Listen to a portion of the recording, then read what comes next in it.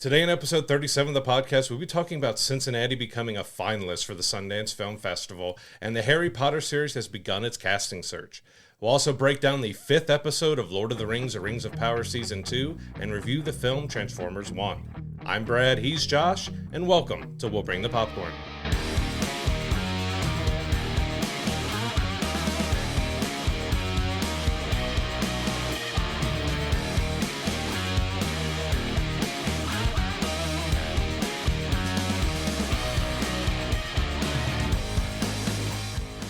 So we want to start off the news this week, unfortunately, with the passing of legendary actor James Earl Jones, passed away at the age of 93. What an incredible life this man has lived. Widely considered to be one of the greatest actors of his generation. He gave us so many memorable roles, specifically Mufasa in The Lion King, The Sandlot, for those of us who love our sports movies. He was in Field of Dreams. So many legendary roles over the years. Obviously, his most probably well-known is the voice of Darth Vader in the Star Wars films as well. And just what an incredible legacy this man had in the film world. Oh, such a huge, long career. You know, when you heard his voice, you knew that was James Earl Jones, and Absolutely. did so many, like, a big Broadway run with stuff. And, like, I still love the Big Bang Theory cameo that he did, because he's like, because you get to see him act like a child a little bit, because you like Star Wars? I like Star Wars too. And then they go to Carrie Fisher's house to play a joke. Like, and it was great to see him have fun like that too. But yeah, I think every role and everything he did was so memorable because of how he commanded the screen, his presence, his voice. And it is kind of sad with, Darth Vader. He was kind of the last one living. So, he was the voice and we lost the body, and there was also the face and the stunt guy. So it was like 4 different people overall who brought Darth Vader to life, and he was kind of the last one that was still here. But I mean, 93 is a great long life, but it's still sad to see, someone especially who's had such a legacy in film and Broadway and everything to pass away. Yeah, and the outpouring of love and support for, him and his career, just so many people paying their respects with good reason. And he was one of the first, major names to really kind of jump into the, the voice rights, lending away to, gave the rights away to his voice to be used for AI. I don't say he gave away. He signed a deal to have his voice be used in the regenerated AI for Darth Vader and future Star Wars projects. I think the last thing he actually lent his voice for was, I want to say in 2021, maybe. Like, it was a few years ago, but his AI generated voice has been used since, especially in the I want to say the Obi-Wan series. That was his AI voice being used in that show, and it's he was really ahead of the curve on that too, because that's such a prominent thing that's being discussed now, and just an incredible career. There are very few people in the entertainment world that are holding the prestigious EGOT status, and he's one of them. So he won an Emmy, he won a Grammy, he won an honorary Oscar, he won a Tony Award. Like, the man did everything and is just such a legend and an icon in the business. And like you said, that big booming voice that he had is so, like you said, there's no second guessing when he spoke that was him, and just stood out in a crowd of voices. It was just so distinguishable, and just what a legendary career he had.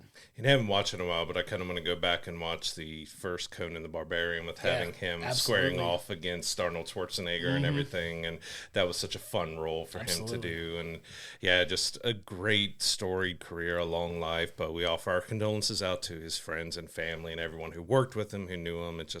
He was a legend, and he deserves the respect that he's getting from everybody. He's one of my favorite voices that people try to imitate. I do it all the time, with especially the Mufasa one for whatever reason. Or who hasn't done an impression of Darth Vader at this point? You know what I mean? But just an absolute legend, incredible actor, incredible voice, and he will be dearly missed. 93 years old. What an amazing career the man had. Yeah, well, so I want to offer our condolences over to the family and everybody of Peter Renaday. He was also another voice that was kind of big for us in our childhood because of the Teenage Mutant Ninja Turtles animated series. He was the original voice of Master Splinter. So that's a voice and a character that sticks with us to this day. Absolutely. And, we lost him at 89, so both of them had really long lives. But, just our condolences and thoughts out to everyone who knew him. Absolutely. So moving on to our news of the week, we've heard about this for a little bit now that, the HBO is going to be doing a live-action Harry Potter series. We were getting that reboot, well, now the casting search has begun. They're looking for their Ron, Hermione, and Harry. They've got the casting search out. They're looking for 9 to 11-year-olds in either UK or Ireland. So you just missed the cut. I mean, you were so close. That's devastating for me. I was ready to go fly out and shoot my shot, but I just missed the age mark. That's unfortunate, but it's really exciting though because we all love Harry Potter. Obviously, it's one of the biggest film franchises of all time. Absolutely legendary. They're integrated everywhere in Universal with theme parks in both California and Orlando. And just it really integrated into pop culture. Everybody knows what Harry Potter house they belong to. I'm a Ravenclaw. What are you? Like, what house are you? I'm a Gryffindor. Are you really a Gryffindor? I am a Gryffindor. Are you a Gryffindor or are you just saying you're I am a Gryffindor. Well, good for you. Anyway. Slytherin. Not really. I don't want to claim that house. But no, it's exciting. But you want to talk about pressure. Like, one thing to be cautious of is the pressure put on these kids that wind up getting this role because they are casting so young, which, the original actors who played Ron, Harry, and Hermione, like they talk about some of the struggles they had growing up and playing such a high profile role with that hopefully these kids don't have a very similar experience. But unfortunately, it seems like there's going to be a lot of attention and scrutiny on them just because of how popular Harry Potter is, and it's something to kind of keep an eye on. But it is exciting that they are moving forward with the whole casting process. It looks like they're getting ready to shoot the beginning of next year, and I know everybody's going to be tuning in to see what this looks like. Whether you're a Harry Potter fan or not, that's probably going to easily be Max's biggest show that they've ever had when it ultimately does come out, and I'm excited to see what it looks like. He said the kids seem to be 9 to 11 by April of 2025, so that looks like that's probably our window when they're going to start recording is early spring around April and May 2025. So I would venture to guess that that's probably 2026 that we'd see the first season, give a year for filming and editing and everything else, because we don't know, are they trying to cover a book per season? Are they going to stretch each book out into 2 seasons? We don't exactly know what their game plan is of trying to do this. Like, it would kind of make sense if each season was a book, maybe go 7 seasons and, they make sure they have enough episodes and everything that fills it out. But we'll see how long this actually runs and stuff, because you also got to think about, just like they did with the films, the kids growing up and aging. They can't wait too long to start recording every single season because they got to strike while the kids are still at that age. I mean, like I said, we saw the original actors grow up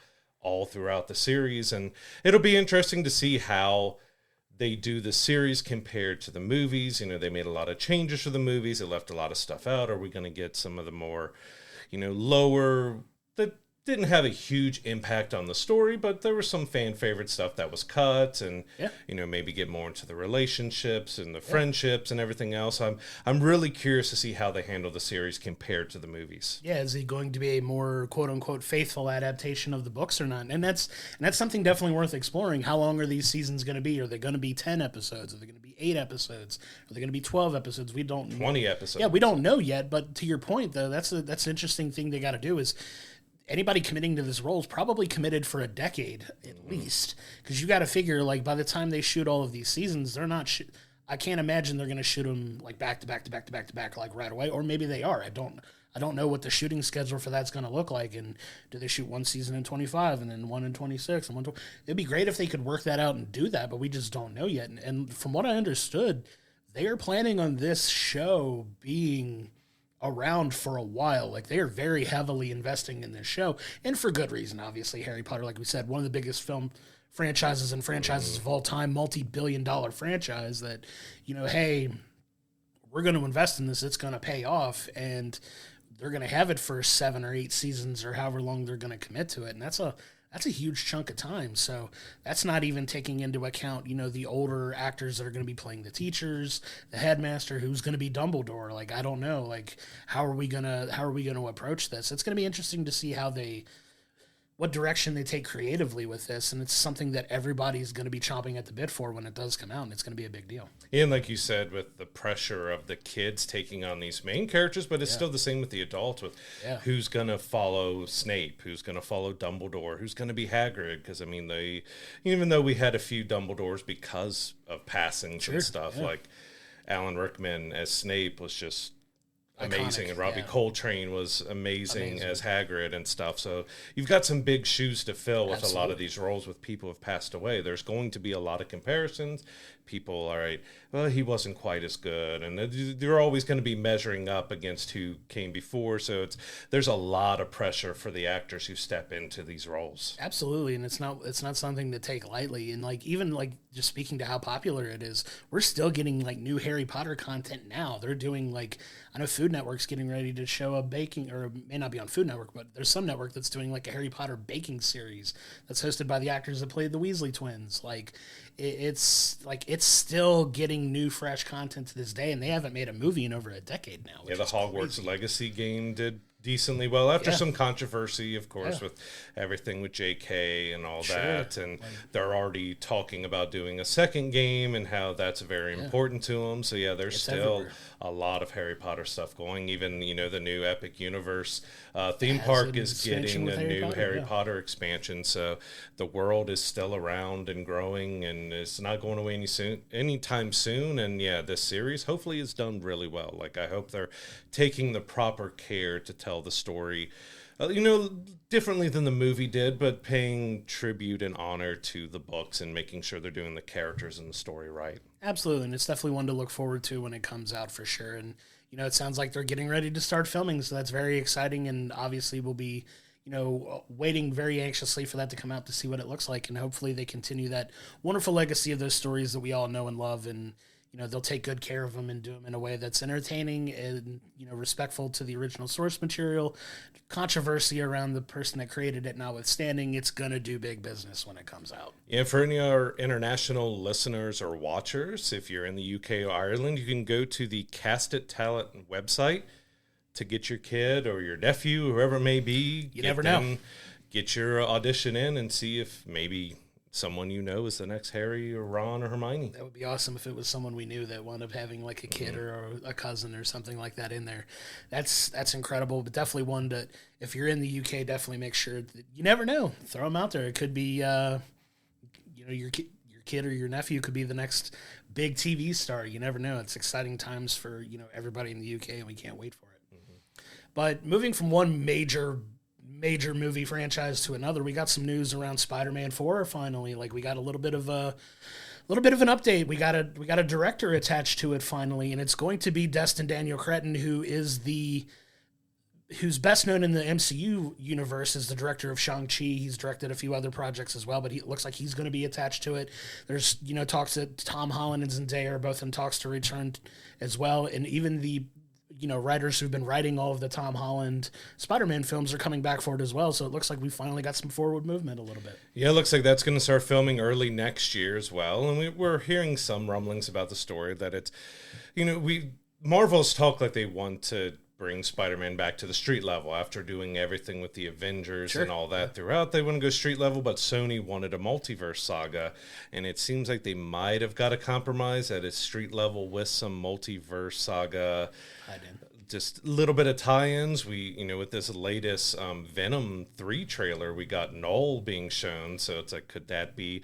I mean, he's a pretty big villain. Could he maybe cross over into Spider-Man 4 and we get kind of a mix in between there? We don't really know the story points, but it is exciting that it's moving forward and having Daniel on. It looks like he's becoming one of Marvel's go-to guys because he's also directing and working on some of the episodes of Wonder Man as well. So, and he is still attached to Shang-Chi too. So, he's 4 projects now in the MCU, so they seem to really like him, even though Shang-Chi has taken so long to come back and get to the next level. But it's good to see that, they still got him involved and wrapped around in the MCU. Yeah, he sounds like he's all in with it as well. They've got a lot of movement going on, but I know they talked about wanting to do like a multiversal thing, and it's so weird because they're kind of running out of, runway to get into that multiverse saga, because if you're reading up on a lot of the rumblings with Marvel, once we get past Secret Wars, the multiverse is done. Like, it sounds like they're going to pivot away from that, which I don't know how you could without a hard reset of things, but it seems like they're going to move over into, like, the mutants and the Fantastic Four that we've, talked ad nauseum about here. But if they're going to include some multiversal elements to it, they're going to have to shoot soon because, like I I said, once Secret Wars comes out, it's a wrap on all of that. So they got to find a way to wrap that up in a way that, hopefully makes sense. But I'm excited to see if it does have potentially that integration with, Venom in the last Venom movie that's coming out as well. See if there's any ties to that as well. I'd love to see Null involved in the Spider-Man one. I know there's been, rumblings of him mixing it up with like Daredevil again. Please give me Daredevil. I want Kingpin Daredevil and in Spider-Man. Everything. Yeah, I want Daredevil in absolutely everything. And maybe we can get more of that, like you said, street level, like Daredevil. Do they recast Iron Fist? I'm hearing rumblings that they could be bringing, a new Iron Fist in as well. And I know Kristen Ritter has been very publicly lobbying to play Jessica Jones again. Give me the Defenders and Spider-Man on the street level. I would love that. Like, absolutely. Some kind of integration, and we'll see what they do and what winds up making sense for that. But yeah, I'm excited. Tom Holland's been fantastic in his, portrayal of Peter Parker here, and I'm excited to see where they wrap up his portion of it, because it does kind of sound like once he does 4, that may be it outside of like some bigger projects for him. He may be ready to move on after that. Yeah, because you probably at least have him Secret Wars, and you don't know if you have any involvement into Doomsday. Maybe, do 4, and then he goes into Secret Wars. But yeah, I would love it to be more of the street level, so we get to see him being the friendly neighborhood Spider-Man, because he's been mostly used in the big epic stories. And we got him because the last one, they went to Europe on a trip and got to do all that, and we want to see him in New York being the friendly neighborhood Spider-Man. We got the brighter, more colorful suit and at the end of No Way Home and everything, and we got the drama, and it'd be nice to see, we could mix in Gwen Stacy or Black Cat, bringing in some other characters, because we do have that kind of reset right now that no one remembers who Spider-Man is. So you could easily move away from MJ a little bit and explore those other love interests and characters and stuff. But by the end, you have like MJ remembering him and bringing it back around to her. But, there's a lot they could play with where they kind of left him with No Way Home. Yeah, and it's exciting to see where they pick that up and run with it, because you're kind of dealing with, like you said, a blank slate with Spider-Man that he's kind of starting over because of the events of No Way Home, and it's an incredibly touching, like almost heartbreaking, story for him that he has to deal with, like rebuilding his life from scratch, and nobody remembering him, which is insane, and it's going to be fun to see where they take that. I'm excited for it.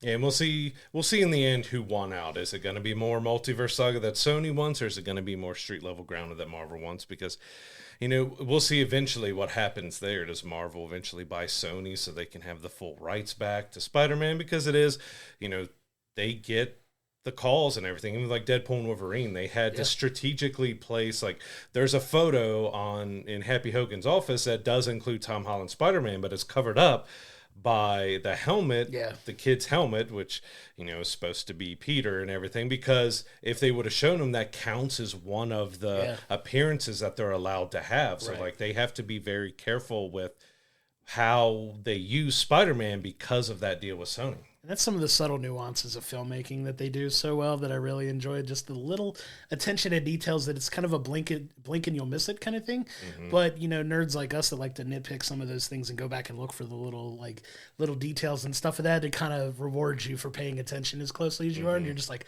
I see what you're doing. Very smart move on your part. But that's the fun stuff that they do that kind of makes me love to nerd out about film and watching film and some of the subtle nuances to storytelling that if you're just paying attention to the big picture, you're not going to see unless you look harder for it. I love stuff like that. It's a lot of fun to go back and see. And it's also the, I guess, darker side of the business. Like, hey, if you even use a picture of him, that counts towards what our partnership and everything agreement was. Like, just a picture of him, like the just showing legalities are crazy. Anything of him is like, okay. And it's kind of surprising because you had Hulk under Universal and you had Spider-Man with Sony and stuff, and we'll see with them being owned by Disney. Do we eventually see some sort of change where we go? Because, Sony has been trying to milk the Spider-Man. You've got 3 Venom movies without Spider-Man in it. Yeah. And they're smart business-wise for trying to do that because that's one of their major cash cows, right? And it kind of makes me just wonder what could have been had they not fractured so many of these intellectual properties and split them off like they did. How many cool stories could we have gotten had they had the rights to all of the characters from the get-go when all of this took off? Like, we could have had a proper, like, I say proper if you're, a comic book nerd like I am, of a proper original Avengers that would have included Spider-Man at the time, or would have included Wolverine because he was an OG Avenger, like those kind of things. Like, could you imagine Hugh Jackman in the original Avengers movie? That would have been awesome. You know what I mean? But what could have been, we're still, kind of making up for it now with like all the awesome stuff that we're getting. But it's kind of cool to play that what if game, just thinking about what could have been had they not sold all those out business-wise so many years ago, and what stories we missed out on, but we're making up for it now. Oh, there's even some discussion that Wolverine may not be part of the first X-Men group of the MCU because they still may be trying to use Hugh Jackman in different ways throughout that, so that we might have X-Men without Wolverine. Yeah, which is crazy. Which be interesting. Like, it's going to be, we knew it was going to be hard to, recast and reuse that role, but again, Hugh's in his 50s. Like, how long can he take? Because you're thinking we're at least 4, 5, 6 years away from the first X-Men movie. Like, that's quite a long ways away to still be committing to having Hugh play him or anything else. So I think it would probably be Secret Wars that we're really going to find out where they're going forward with the X-Men universe. Yeah, I'm excited for that. That's going to be a huge movie with a lot of story ramifications for, kind of the future of the MCU beyond that. And hopefully as we start coming towards that, we get a little bit of a view, they let us in on, where they're going beyond that, because there's a lot of slate of movies that they're keeping under their hat at the moment, which is smart. But as we get closer to that Secret Wars, what is the future beyond that? Because they're going to have to tell us eventually. Mm-hmm. So we're going to get a little bit of a roadmap, and it's going to be fun watching that next big reveal of slate of projects that's coming out after Secret Wars. And I'm very excited to see, because we got a little breadcrumbs of stuff that we think we know is coming, but when they drop that bomb on us, it's going to have everybody talking again. Yeah. So, of course, Netflix, with the addition of like live boxing and WWE coming over with Raw in January, they're adding a lot of live programming stuff, and it looks like they're going after Hot Ones and bringing live episodes of Hot Ones to their service, which is going to be interesting. Like, they do a great job with their interviews and stuff like that, and we're waiting to get our invite to come on Hot Ones. Hi, Sean. Just reach out. We're ready. We'll do it. Yeah, I would love to run through that. But yeah, they're really leaning heavy into the live space, and they're kind of testing some stuff out. So we've had some live stand-up specials. We had the live roast of Tom Brady that was on there as well. So they've dabbled into the live aspect of it to some issues that they're working out for sure, because they haven't been the smoothest operations wise. But hopefully they get that wrinkled out by the time WWE starts in January. But them getting a live Hot Ones could be very interesting, because I always wonder like how long those shoots take when he does those interviews. Is it, because those episodes are 30 to 40 minutes depending on the person, and how long, like I know how long it takes us to shoot an episode of this, so I can imagine the intricacies of shooting something like that and how long it takes for one video to shoot. Like, doing that in a live setting could be very interesting to see how they streamline that process to make it as cohesive and smooth an experience as you can find. And I'd love to see who he gets first. Does he bring back somebody, or does he get somebody on his bucket list that he's been wanting to talk to that he hasn't gotten a chance to yet? Because the man's been doing it for a while. Like, he is the king of, the king of interviews like that, man. I watch pretty much every episode when it drops, and he's such a great interviewer, and it's fun seeing how that show has evolved since he started it to where it is now, and just the big names that he gets and the fun times that they have. Like, there's certain episodes that always stand out, either the people that have the big reactions to the wings and the spice level of the food that they eat, to the ones that are just stone cold killers like Jenna Ortega, who doesn't blink practically through the entire Ariana Grande, who just Grande like, he looks like he's over there struggling, and she's like, at the end, she was like, hey, we can redo this episode if we want. Like, I feel bad. Like, she had no reaction to any of the salsas, and Sean, you can see the tears in his eyes, and he's like, even though he's done it for so long, she was just like a stone cold killer. Like, just, it didn't bother me at all, because it'll be interesting, especially those who struggle. We've seen some that have really had huge reactions. How is that going to play out live? Like, we have, because we don't know how much is maybe they talk ahead of time if they're going to do something. I mean, Conan was so unhinged of having his doctor come over and take the wing bones and stuff and see some stuff that was more sketchy. Sure. But it's going to be really interesting to see how they can handle this show as live. Like, it does it fit live, or is it better being the more smoother edited? Because Sean they do such a great job of getting interesting questions. I mean, even without the hot wings part, it would be a great show to watch because he just has such interesting questions. But just that premise of eating hot wings and doing an interview, he breaks them down with the hot sauces to make them more vulnerable and talk about anything and everything. And like, it's going to be a lot of fun to see how they could do this as a live show. Yeah, I'm excited. I love that. I love Hot Ones. It's such a great show and a great series. Like you said, he's really honed his craft into, it's fun. Like, it takes something so simple like people talking over food. Like, we do that every day with, our families and, going out and having dinner with friends and having a conversation. And he's turned it into a brilliant, powerhouse YouTube empire that he's got now. And I'd love to see it work out to where he lands on something like Netflix and just gets like a big deal with them to, start streaming some live interviews. It'd be a ton of fun. I'm here for it. Yeah. And again, if you want to see us on Hot Ones, why don't you go let them know and that you want to see us on there. Maybe we'll be on there one day doing an interview with Sean ourselves. I would love nothing more. It's a bucket list thing of mine. If we ever got to that point that we could be on there, I would be ecstatic and would love to get to that point to be on there for sure. So Sean, if you're watching, give us a call. We'd love to be on there for sure. Absolutely. But I want to pivot now into a movie that a lot of people have been clamoring for here lately, especially with like the career resurgence that Keanu Reeves has had again over the last several years. Like, he hasn't really gone anywhere, but like he's more in the spotlight now with some of the, the John Wick films that have really brought him really highly back into, public conscious of wanting him to be in all these projects. He's going to be in the new Sonic, film that's coming out later this year as well. But we got some news that Constantine 2, the follow-up to his, kind of cult hit Constantine that a lot of people really enjoyed, it's moving forward and it's got a script done finally. Yeah, I'm excited that it's, we heard, I think it's been a few years now that they were going to move forward with doing a second Constantine, which, it does seem like a cult hit. There's a lot of people who didn't like it because Constantine's a British, blonde hair, blue eyes type of guy, and Keanu is not. But, and then we got, what was in the Arrowverse, we got to see a kind of more faithful Constantine, but I really enjoyed the first Constantine. It was a dark, and I thought he did pretty well. And I'm excited to see a second one. You've got the original director, Francis Lawrence, is going to return as well, and they say it's going to be very rated R, so they're going to keep it dark and dramatic, and I'm all for it. I'm looking forward to see what they do with Constantine 2, and it is still kind of surprising, too, because of how DC has talked about having a big cohesive universe, that they're bringing something that happened many years ago now back out in, and I'm guessing it's going to be in that other verse, not part of the main DC, storyline. Do they do a different Constantine for the main story, or do they leave him alone?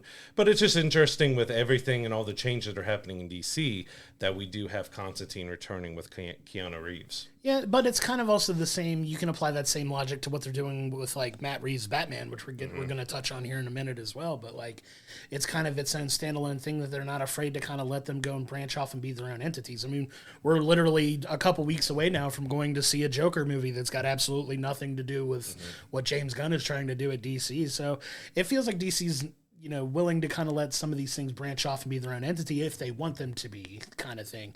And I think, why wouldn't you let Keanu Reeves, do this as well? And it's exciting for me because I did like the original Constantine that he was in, and I love that they're keeping like this dark, very hard rated R aspect to this, because a lot of the stuff that Constantine's involved with is a lot of darker, spiritual, I don't want to say quite ghost-like type stuff, but he does deal with a lot of paranormal stuff and, goes in that. And there's some really dark and fun, creative things that you can do with that. And I'm excited to see what they come up with for the sequel because, where he ended the first one, didn't necessarily think they were ever going to make a second one. But if there's another story to tell for him, I'm here for it, and I'm interested to see where they go with it. Yeah, I don't think they necessarily knew that they were ever going to make a sequel. Like, I forgot, I didn't look up to see when the original Constantine came. But it's been quite a while since we've had it. It's been over 10 years since we had that. Because you had Rachel Weisz in it, and you had, I think it was Gavin Rossdale's first acting job was in there, and they had a great representation of Satan, which I still remember that floating down at the sticky floor and everything. Cool visual. I thought they did a really good job, and I'm looking forward to see where Constantine 2 could go, and if they set up to maybe turn it into a trilogy if it does really well. I mean, Keanu, He did. He had a huge popularity, disappeared for a little while, then came back, and just his popularity is such skyrocketed again with John Wick, and came back and did another Bill and Ted, and like he's just a guy that everyone loves, and just love seeing him just going back and doing some more of this stuff, and we're still waiting to see him in Star Wars and Marvel for and sure. Everything else. But yeah, going back to Constantine, I hope that they do a really good job with it, and it's a lot of fun. Yeah, I'm looking forward to that when it does come out. We don't have a release date for it yet, obviously, because they finally finalized the script, but no even update on like casting or production. But the fact that there is some forward movement on that is pretty exciting. I'm excited to see what they come up with. Yeah. So staying in DC here with Matt Reeves, the Batman, as we talked about, Robert Pattinson's The Batman does kind of exist outside of what they're doing because it came out before James Gunn kind of took over and stuff. And, Matt Reeves was talking that they are going to continue on making this a trilogy. So he's talked that they're still working on the script for the second one, but they are looking to get filming started next year. Some clues and hints that it's probably going to take place in winter. So we're looking at maybe having Mr. Freeze, which if they do that in a good dramatic way, and like I can go back now and watch Arnold Schwarzenegger's Mr. Freeze and have fun with it, but it's still goofy, silly over the top. He's a very dramatic character that I think if they do it right, that it could be a lot of fun. And he also talked about how they're trying to stay away from the more fantastical villains and stuff and keep it more grounded, which a lot of us were hoping maybe we would see Clayface, something show up. He is a more fantastical because he can turn into a big blob of just goo and mud or, clay or whatever you want to call him and stuff. But I think that would still work really well in that universe just because of the dark, dramatic story behind that. But, we're potentially, we don't know. It's taking place in winter. The first place you go, Batman, winter, Mr. Freeze. Yeah, and that's where your brain ultimately goes first. And obviously with the Penguin, there's going to be some cohesiveness with that as well, because you do have, jumping into what's coming up this week when we get there, like we've got the Penguin series that's starting and it's supposed to, bleed into the next Batman film. So it's going to take place pretty much right after wherever that series ends up. I think it's like a week later. Yeah, like right after that is when we jump into the next Batman movie. But there's a lot of cool things that they can, characters that they could pull on and touch on for in those types of, the darker movies with the darker tones that they're taking with, the direction of this. Because I thought Riddler was a great, first villain for that. And, there's been talks of, is Barry Keoghan's Joker going to be involved in that, even as, you get him as like a spoiler bit into that film, especially like in the end credit scenes. You're like, do we get one with Joker? Which I'd like to see him kind of, as much as I love the Joker, I'd love to see him kind of pivot away from it, at least early on, and kind of give some other villains a little bit of a time to shine. Because you mentioned Mr. Freeze, who does have like a tragic and heartbreaking, like, story of how he became the villain that he was. I've been lobbying forever for one of my favorite villains is Hush. I think Hush would be perfect in this type of darker, this type of darker setting that they're trying to do. I think Hush would be an incredible choice to, pick for on there. And I know Matt Reeves has kind of come out and jokingly said, we're getting away from the fantastical stuff, so we're not doing Gentleman Ghost or anything like that. He's kind of, put the kibosh on that. The recent animated series had Gentleman Ghost in it, and they were like, "Are you going to do it? Because we put it in there. Are you going to do it?" And this, he's like, "No, we're not touching that." But like, I would love to see some of those other villains get a chance to shine, because it seems like every time they do Batman films, they get the hits. They get Penguin, they get Joker, they get Two-Face, they get Penguin. I'd like to see them try and touch on some of these others, because there are so many interesting villains. I say it all the time. Like, Batman is my favorite superhero, but he's got the best cabal of villains to kind of pick from. And there's so many different like nuances to these characters that I'd love to see them, get an opportunity to be on these films, and we'll see what direction they ultimately go in. Yeah, I'd love to see him do Mr. Freeze in the dark and serious and dramatic way here. I think Mark Strong would be a fantastic Mr. Absolutely. Freeze. He brings the deeper voice and the more dramatic acting and stuff. I think he would be perfect to be Mr. Freeze and give us that dark, dramatic storyline. Maybe you could introduce Hush and have him be the main of the third, and we get kind of the Court of Owls, get Hush, kind of mix all these kind of storylines in. Could be a lot of fun for them to do here. But sure, I agree, it would be nice to kind of move away from the Joker a little bit, just because we've had, 4 or 5 different Jokers now, and he's a great villain and a great character, but there are so many others that we could Absolutely. really dive into. And, we got Colin Farrell doing a different Penguin, which I think he's really looked really good. And I'm looking forward to the Penguin series a lot. But yeah, they could, because like I mentioned, we got Arnold Schwarzenegger's Mr. Freeze. That's the only live action Mr. Freeze we've had. Yeah. So to kind of revisit that would be a lot of fun. But yeah, there are a lot of villains that they could really go with that we haven't really touched on a lot to give a different angle and a different look at, his Batman. But to get confirmation that's going to be a trilogy now, but, it's taken a few years to get the second one. We'll see how long it takes to do the whole thing. But I really enjoyed the Batman. I love how much they really showed of him being a detective and trying to figure stuff out, and that they want to stick with that being kind of a crime mystery type of movie. Like, hopefully the whole trilogy's that way. And we're getting more of the detective Batman. And, Matt Reeves even gave an update on the Cape Crusader series on Prime Video that season 2's already in the works, and they might be close to getting a season 3 greenlit. We really enjoyed that series. You can go back and see what we thought of it, but yeah, he's all wrapped up in Batman right now, and I'm enjoying it. Like, he's done a great job with what he's done with the Batman. I'm looking forward to the Batman Part 2. Yeah, for sure. And like you said, if they're leaning more into the detective stuff, that's kind of why I've been lobbying so hard for a character like Hush or even a Victor Zsasz or something that's more of a controlled hitman serial killer type thing that I think would make for a good foil in a detective type setting that I think would do a really good job.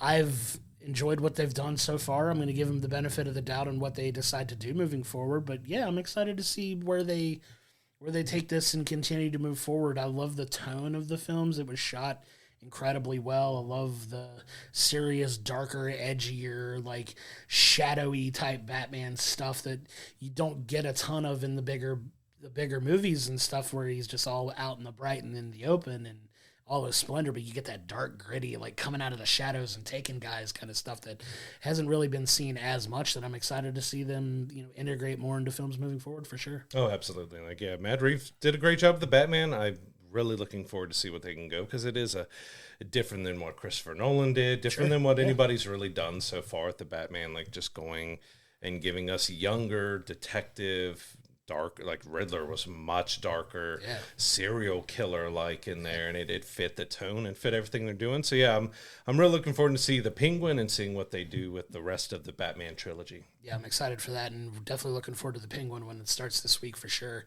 I do want to pivot to our last story of the week, though, and it's kind of personal for us because they've announced the 3 finalists. It seems like Sundance Film Festival may be moving away from Utah. Now, Utah is one of the 3 finalists to potentially stay there, where it's been since its inception. I want to say it was 27 years ago since they started doing the Sundance Film Festival, and it's been in Utah the entire time. But the other 2 finalists are Colorado, specifically probably the Denver and the outlying Denver region, or Cincinnati of all places, which is obviously very near and dear to us because we are adjacent to Cincinnati, and we would love nothing more than for this festival to wind up here, because we're getting a lot more films being filmed here, and kind of like a lot of indie, independent, non-major studio films are starting to film around our area.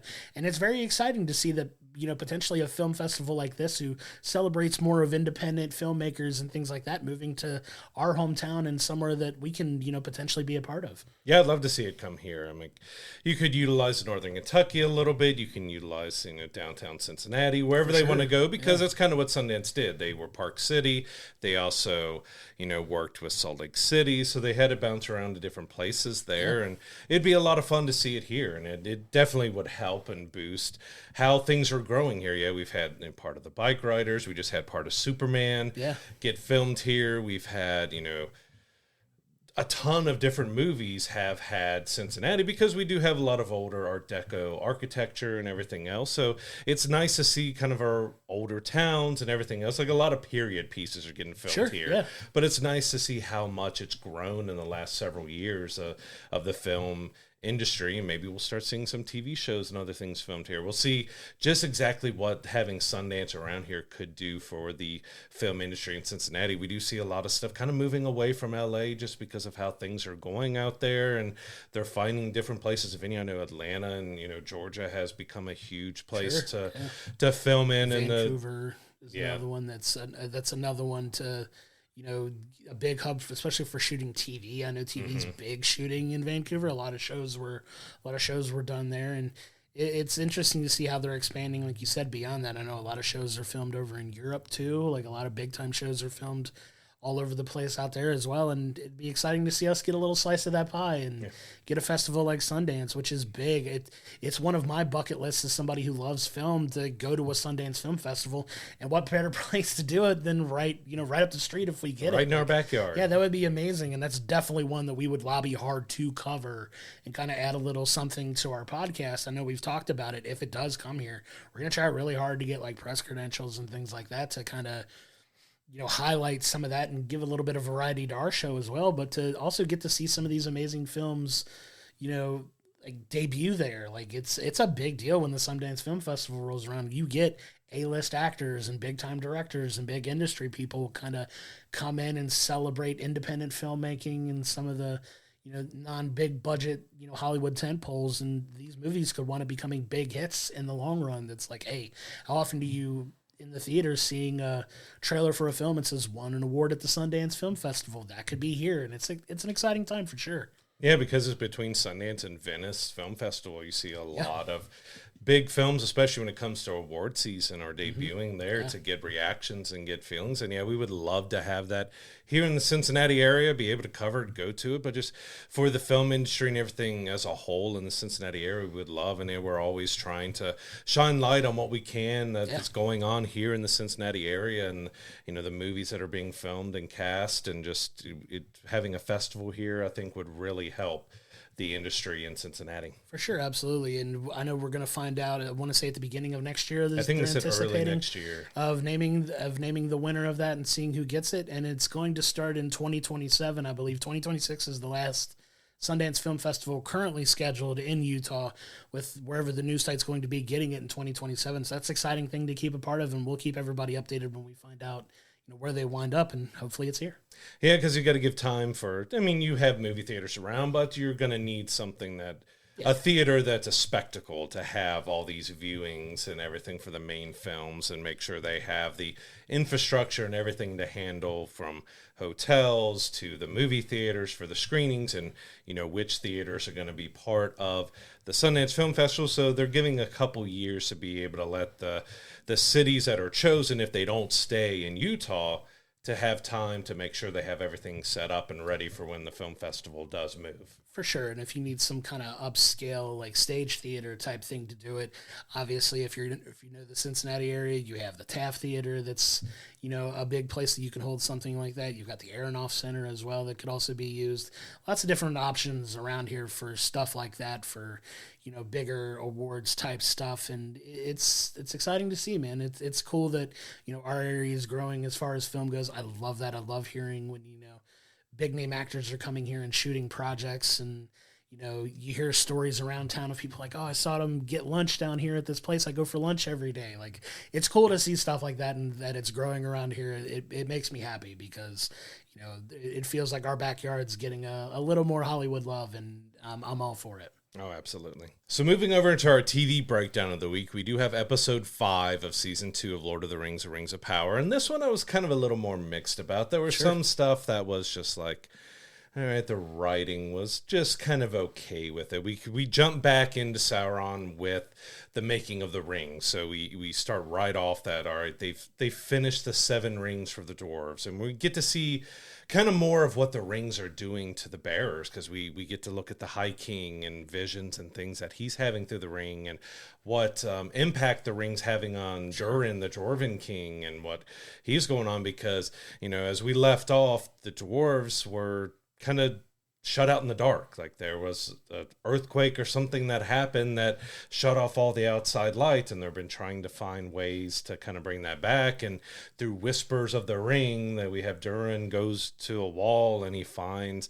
dig here, and like, wait, what are you talking about? That's a supporting wall. And well, he ends up letting light back in. So the ring is starting to already have command and manipulate and use the wearers a lot more than we maybe expected, like right away. Like, we're seeing that Sauron is already starting to infect his way around from the dwarves to the elves already.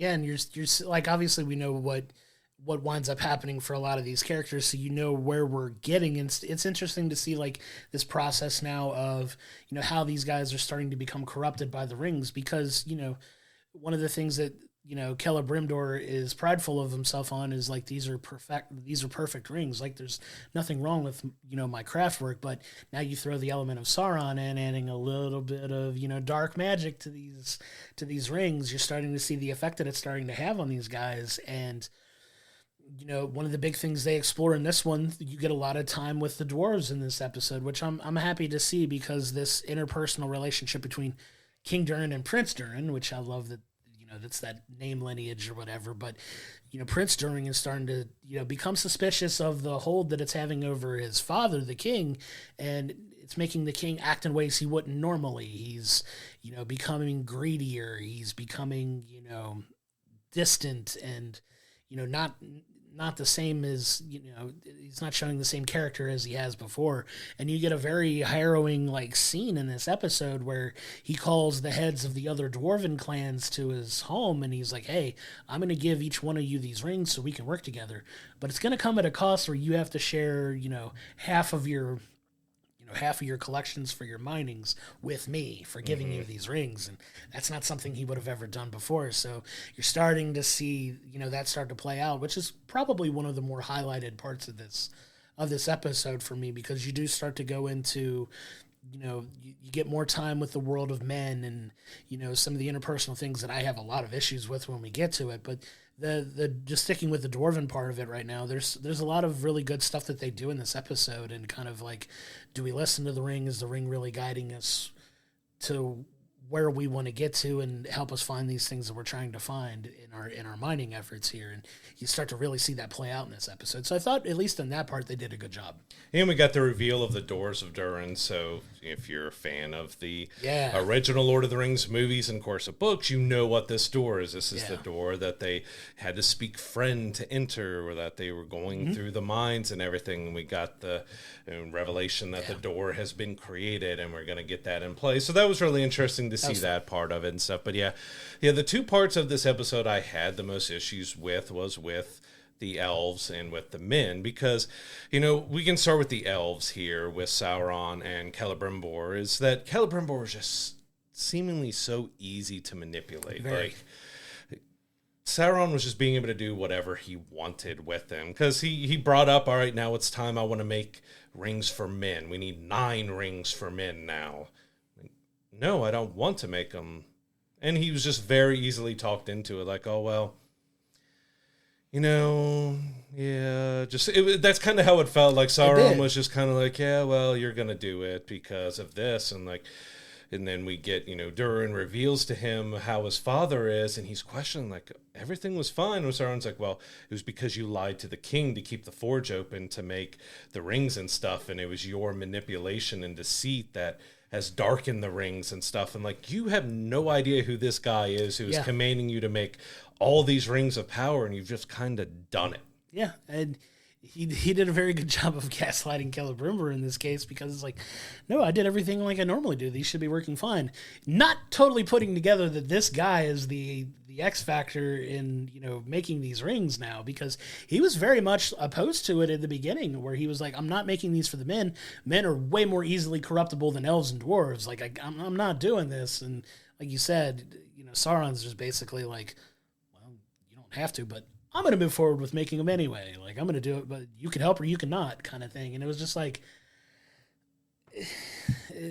I just kind of threw my hands up at one point. I'm like, at what point does like none of this click for this guy? That, you know, it should be a major red flag that this guy's so gung-ho about making these rings that you're not trusting your own instincts here, where you're like, it's probably not a good idea that I make these rings for the men. And this guy's coming through and he's portraying himself as the gift, the god, you know, whatever he's calling himself, the god of gifts or whatever the heck he's calling himself. And he's putting all of this trust in this guy, and there's no red flags just jumping off. And obviously it's easier for us to say that when, you know, from our perspective, we know who he is. But at the same time, it's just like, this guy's coming in, he's being awful pushy, and that's not setting off any bells. I even had another elf who asked him, like, what do you really know about him? And he's just like, huh?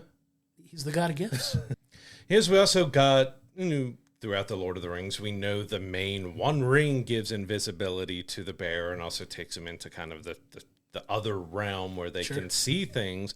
Well, we got one of the other elves is wearing that invisibility ring. She's messing with the forge and everything else, and she's able to kind of have a vision in this other realm, which is kind of neat and interesting to see kind of what caused that power and everything else. But it's also like, is that inspiration for the One Ring? Is that because it didn't look like the One Ring? So is there actually more than one ring that has that type of power? So it kind of, I don't know. Yeah. It affected me and like, wait, shouldn't that have just been for the One Ring? Because she also brings up a vision, which it seems like she's talking about the Balrog, that there is this, ancient evil that she was able to see through wearing this ring and stuff. But I don't know. I felt a little off about there was another ring that gave exactly the same as a One Ring, unless they go back and they reforge that ring into the One Ring, and that's kind of the setup of it. But I just don't know how I felt about including another ring that had the same powers as the One Ring. And it could wind up being the inspiration for the One Ring, right? So that when you get to the Rings of Men, that it doesn't give them like those abilities, at least not that it's been explained to us at any point. It's just similar rings to what the dwarves and the elves got. And the one ring to rule them all is the one that's ultimately made for Sauron, right? That could eventually give them that invisibility. And we see what the powers of that ring are, that it's significantly stronger than any other ring that's been forged. So we know eventually that ring's going to get made. We just don't exactly know when, right? But yeah, it was just so weird to see that dynamic play out of this guy just has got this strong grip over Celebrimbor that he's just so easily manipulated and kind of having his will bent to, do what needs to be done. Because he kind of gives him this ultimatum, like, if you don't help me, I'm going to go tell, your high king that you lied to. I'm going to tell on you. Yeah, it's like, I'm going to go tattle on your high king on you. And, he's going to shut this forge down permanently and you'll never make another ring again, kind of thing. And he was just like, all right, we'll do it. Like, it was just so flimsy. I had a big issue with that, but yeah, because it's also supposed to be, he is the master forger. He is a guy who's able to make all this stuff. And when he refuses to make them in, Sauron's like, I'm just going to make it on my own. Like, don't you need? I mean, he got all the other elves and other people helping him, but again, it's like, I know you've been helping with the Dwarven rings and the Elven rings and stuff, but it's supposed to be him that's able to do all this stuff, and you just kind of, I'm just going to do it without you now. Like, no, Celebrimbor could have been like, no, I'm kicking you out of my forge, and you're not touching anything. I'm going to command my people not to help you. Yeah.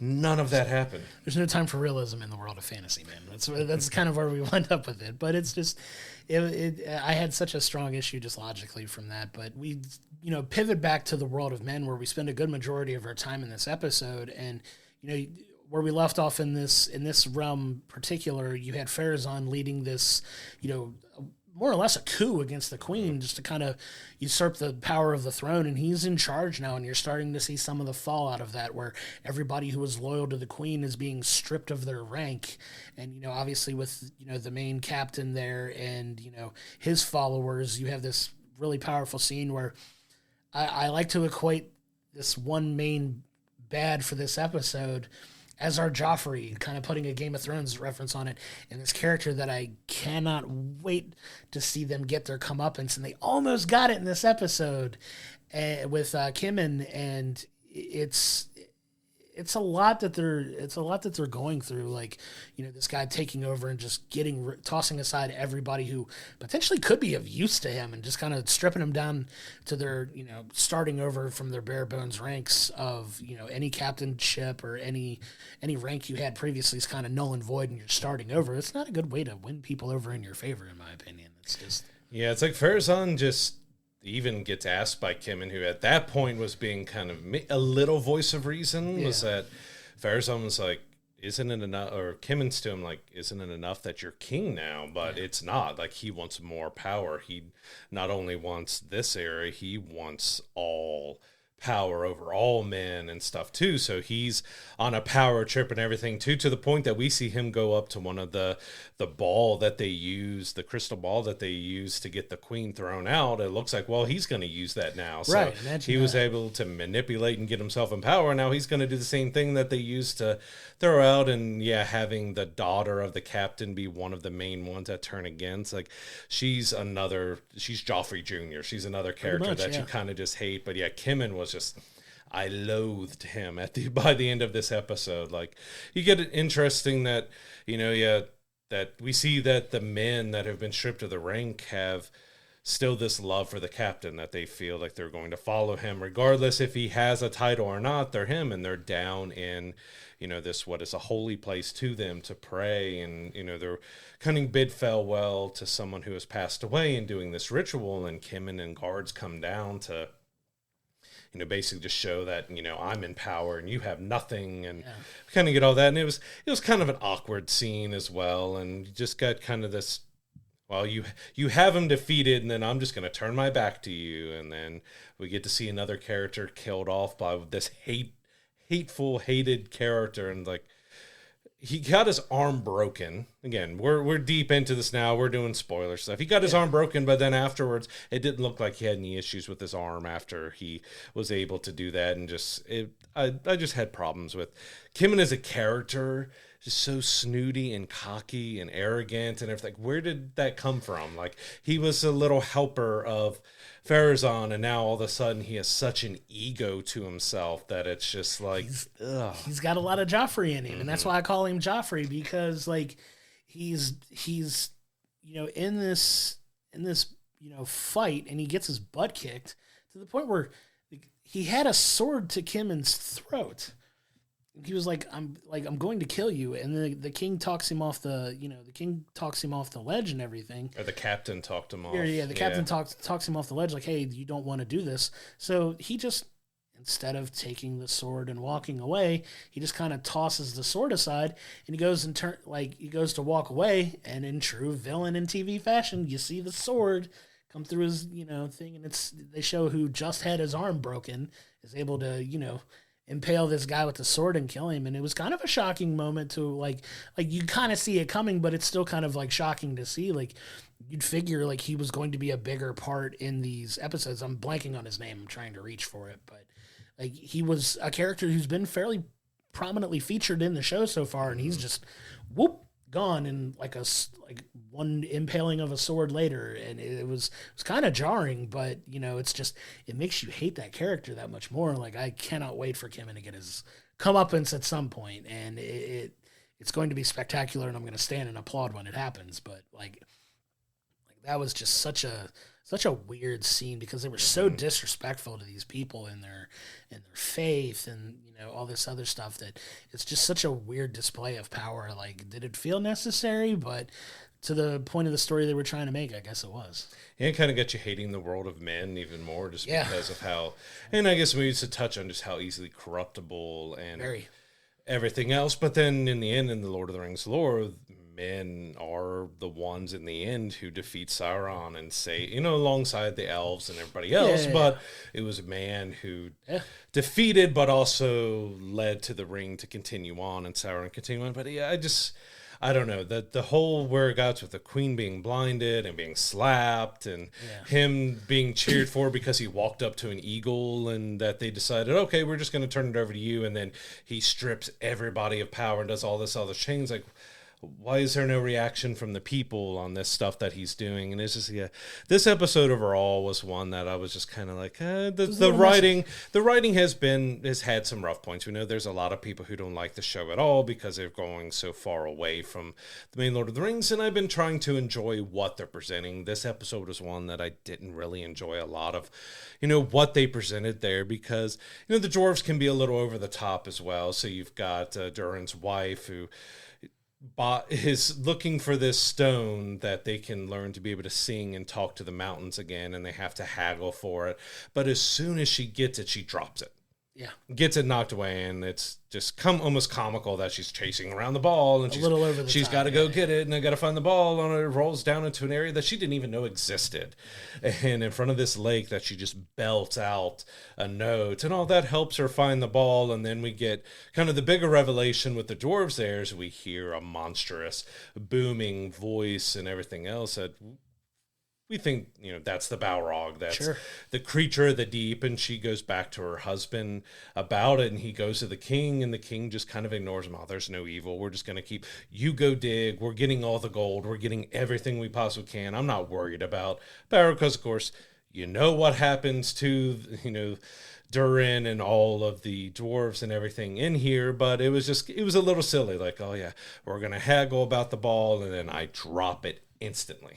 Yeah, it was definitely over the top and like just absolutely ridiculous fashion that she loses this thing the second she buys it. But I mean, you get them trying to reconcile that the king's not acting the way that he normally has been, but she's putting a lot of pressure on her husband, the prince, to kind of like lean on him more, appeal to his good nature, appeal to his reasoning. You're his son. If anybody's going to get through to him, it's going to be you, kind of thing. Mm-hmm. So it's kind of interesting to see that kind of dynamic between the two continue to evolve over the course of this season moving forward, because where they started, where they weren't speaking to each other, now they're kind of speaking to each other. He is more like, hey, like, you're in this, the king's like, I want you to be in this with me, and he gives him back his, makes him a prince again. Yeah, it makes him a prince again. He's Prince Durin again. He was like, he goes back to his wife, and he's kind of almost embarrassed that he has this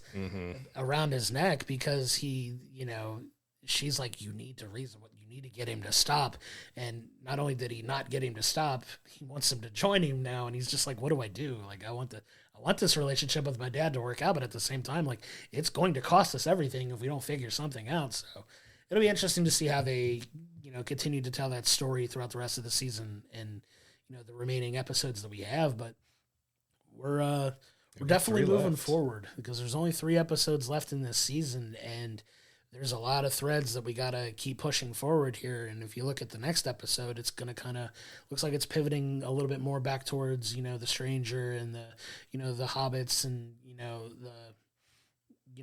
that story a lot more heavily too. But it's going to be wild to see how they, get all these people together like we're talking about, because it still feels like we're getting there. It's just we're taking a little bit of a longer road than we're expecting to get there. Yeah, with 3 episodes left, like, there's not a whole lot of time to where everything is building. And, the other part of this episode was lightly touch on the rest of the elves, with the High King who's tracking the orcs and kind of what's going on there. And we get the reveal that the orcs have closed in on one of the major elf cities, and it looks like we're heading to our first, like, major war or battle and stuff. But the High King is not exactly sure what he wants to do, because the ring is, he's even called out, like, are you going to make your decision based on the whispers of that ring, or what's best for your people? Like, what are you going to do? And he didn't really have anything to say. But, we kind of end on a cliffhanger with Galadriel, because she is taken back. We left her off of the last episode that she had went up against the orcs, and Adar had captured her while she's brought back to the orc encampment, and Adar pulls her out, and she's able to get the drop on him and pull a knife on him. But then he's like, we have a common enemy. I didn't bring you here as a prisoner. I brought you here as a potential ally.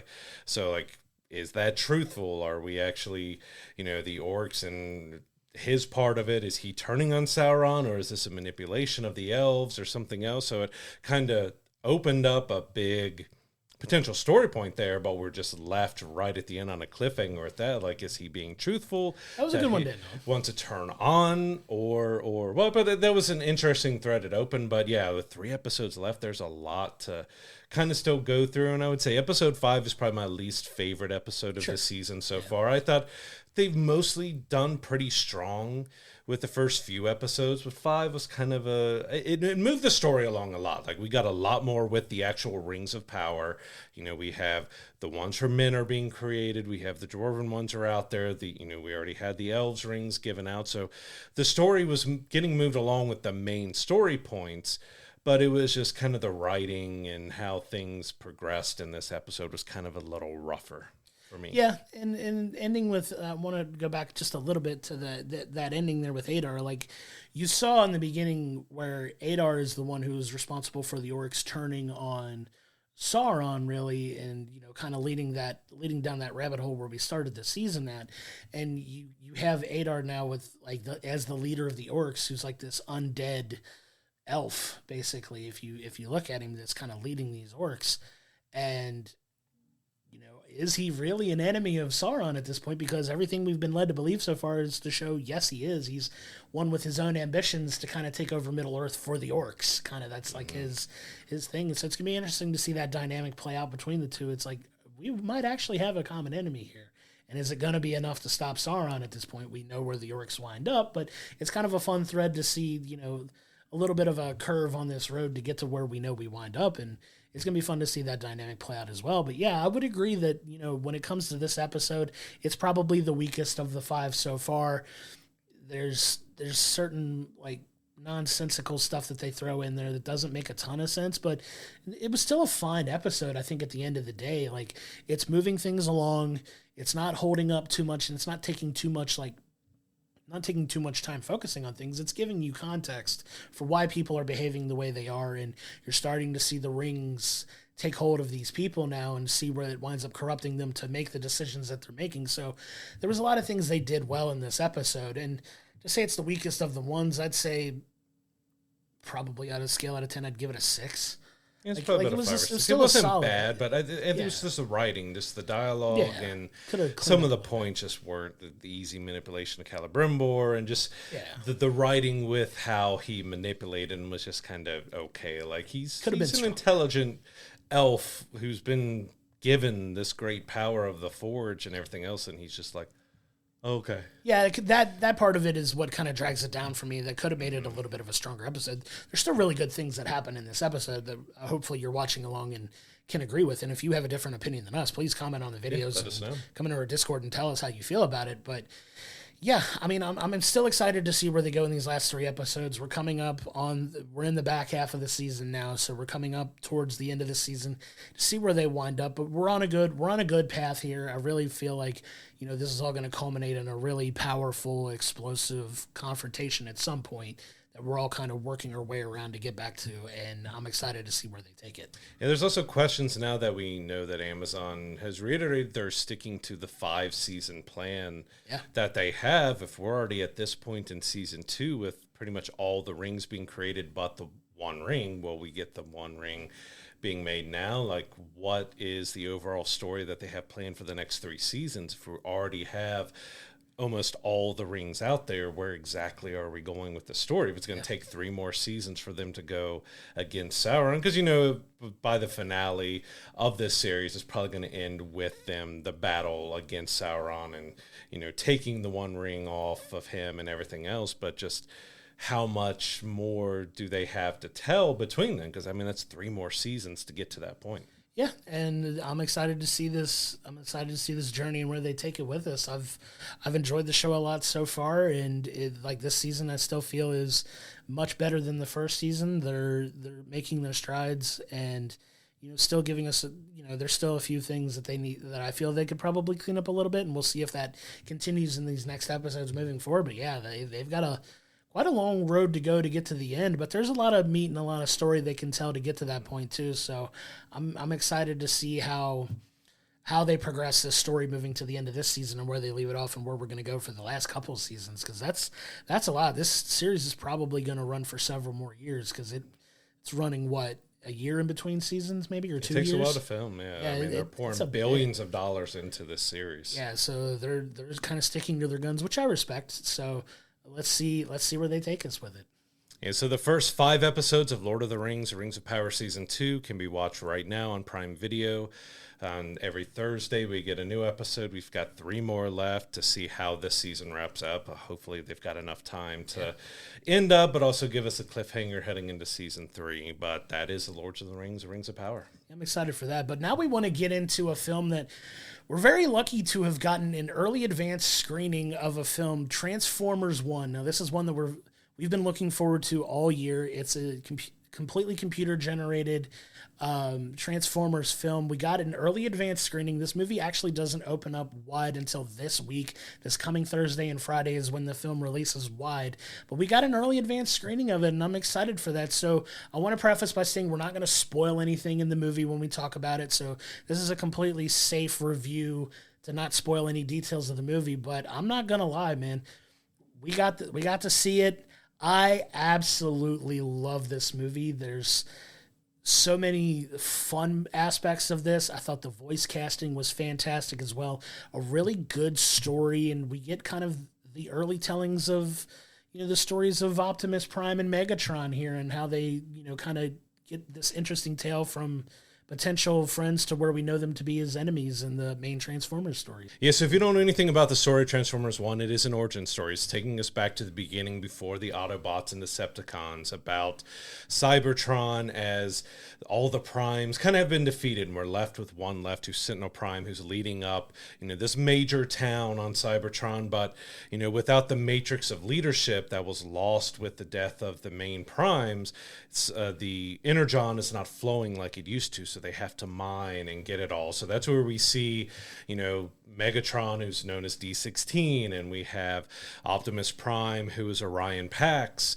They don't have their cores. They can't transform. They're friends. They know each other, but they're miners. They're down in the mines, mining all the Energon and everything. And we get to see kind of the origins of their characters, along with the relationship and how it dissolved into being Optimus versus Megatron and Decepticons versus Autobots. And yeah, I really loved it. I mean, the animation was gorgeous to look at. There was a lot of action. It told its story really well. It gave us a solid evolution of these characters. While we didn't have a whole lot of fluff, we just went through, like, everything tied in and made sense to the story of moving the story forward. And I really enjoyed it. Like, it was a ton of fun to watch.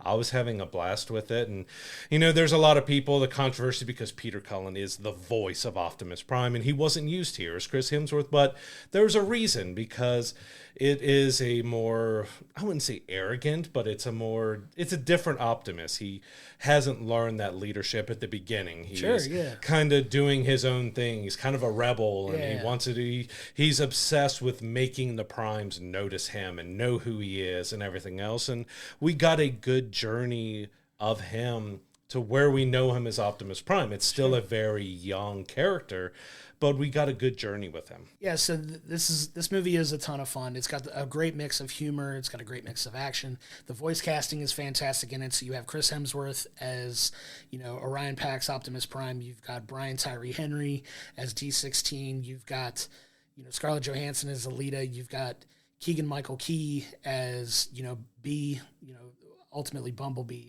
And it's so much fun. One of my favorite jokes that they do make in the movie has to do with a Key and Peele reference. So if you're a fan of Key and Peele, be on the lookout for that. Both of us just started dying. Nice little laughing. Easter egg. It's so funny. Like, it's such a funny moment, and we won't spoil that for you, obviously. But yeah, they do a really good job of, like, the rise of these characters. And one of the story parallels, if I could compare it to anything we've seen to kind of give people a frame of reference, it's a lot like the Lego Movie in a lot of cases, because you have these guys that, they do this monotonous job, but it's like everything is awesome kind of thing. Like, we love, we love the Primes, and we love, we just want them to notice us and do better, and we feel like we have a bigger purpose. It's a lot like the Lego Movie in that respects, because, if you if you know what happens to these characters and how they get there, like, they do a good job of telling that story. And it's just so much fun. The humor is on point in that. The dialogue's funny. And like you said, visually, this film is absolutely stunning. So the action sequences look phenomenal. Yeah, a lot of big action set pieces. A lot of big action, a lot of laughs, a good time. We had a very packed theater when we went and saw it. A lot of people were excited for it. Everybody seemed to be having a really great time watching this movie. And I can't say enough good things about it. If you love the Transformers, you're going to love this movie. I don't see why you wouldn't enjoy it. It's such a fun telling. It's a fun story that they tell, and get to see kind of a side of these guys that we're not used to seeing. But a lot of people, like you said, have an issue with Chris Hemsworth being, Optimus Prime when it's not Peter Cullen. But I really feel like by the end of the film, he really finds his voice as Optimus, as like a different Optimus, right? But he has enough of it where you see where he's kind of evolving into like a Peter Cullen voice type for Optimus. Yeah, you get a little, and a lot of that could be digital affecting on his voice a little bit, but he starts to find that, Optimus kind of, and they have a little bit of fun with that with some other characters as well that we won't repeat. There's going to be some kids saying some surprising, not so suitable for work things. It's a PG movie, but if you do have younger kids, it uses one curse word, one of the lower ones on there, but it uses it quite a lot in a catchy way that my 9-year-old looked at me and said it. I'm like, okay, let's not, like, a little too young to be saying it, but I know after this movie comes out, you're going to have a lot of problems with kids going to school and saying this name and stuff, but it was funny for the adults and funny for it to be done, but it's like, I don't know if that maybe should have been included, just because you're going to have a lot of kids who are going to be saying that. I was laughing hysterically, but yeah, it was... When your youngest said that, it was pretty funny. It was like, I could see how that's going to catch on with some kids. I'm surprised they put it in a PG film, but it was still funny. It's still done in a way that's not like terrible or bad. There's that parenting moment where I'm trying to not let her see me laugh, right? So I can say, okay, sweetheart, let's not say that again. It's okay. And I'm turning as Josh was to my left, and I'm like, trying to hold back from crack up laughing. It's so funny, but yeah, it's a good movie, like on its own standing. Like, it's a good film. I think a lot of people will enjoy it. An early advanced rating for me on a scale of 1 to 10, I give it like an 8.5. I thought it was I would put it up there. I thought it was really, really, really well done, and probably on par with Inside Out as far as my favorite animated film of the year. It is up there for one of the best of the year. It's up there, fantastic as well. That is one that's going to have a high rewatchability with me. Absolutely. I definitely plan on watching it multiple times. So it's definitely one that we recommend going to see in the theater. It's a ton of fun. Take the kids. Tell them not to say that word, but you'll know it when you see it. But it's a lot of fun for the whole family. It's like I said, it's funny. It's heartwarming. You get Optimus Prime growing into the leader of, the Autobots that we know and love. And by the end of the film, it sets up potentially some more storytelling possibilities that we could see moving forward. It doesn't sound like this is going to be the only one of these films we're going to get. I expect it to make a ton of money. I really do. It's going to make a lot of money, and for good reason. It's a very well done film. Yeah, Transformers 1 was a great acted. It looked beautiful, sound, just everything overall. It told its story so well. I mean, it left open that there are a group that we were introduced to that played a key part to the film, but we didn't get as much maybe as we thought we were going to get with them. But it sets up potentially a lot of sequels that could be dealing with them and everything else. And there is a immediate after credit scene, and then there is a post credit scene. So if you're one, especially with the Marvel Universe has got us one that you can wait to the very end. It's not a crucial scene, but it's a good scene to be able to see that does set up, potentially for sequels and everything going forward. But yeah, I absolutely love Transformers 1. I think they did a fantastic job from top to bottom. There isn't anything that I could really nitpick where I see that they did anything really wrong. Like, it was a great, fun, action-packed film that I can't wait to watch again and see more of going forward. But it's in theaters this upcoming weekend, and we hope you go out and see it. Absolutely, and it's one of those that you see the commercials for, and you see the hyperbole of, oh, it's the greatest Transformers film ever, said this critic and reviewer. I'd rank it right up there with anything they've done Transformers-wise with the whole Michael Bay Transformers universe that they've done so far. I'd put it on par with any one of them, and even harken it back to, the 80s animated series that is so beloved by so many people. I'd put it on par with anything they've done. I would put it close to the original Transformers animated movie. It's up there. It's definitely highly ranking up there, and I don't say that lightly as somebody who loves Transformers as much as we do.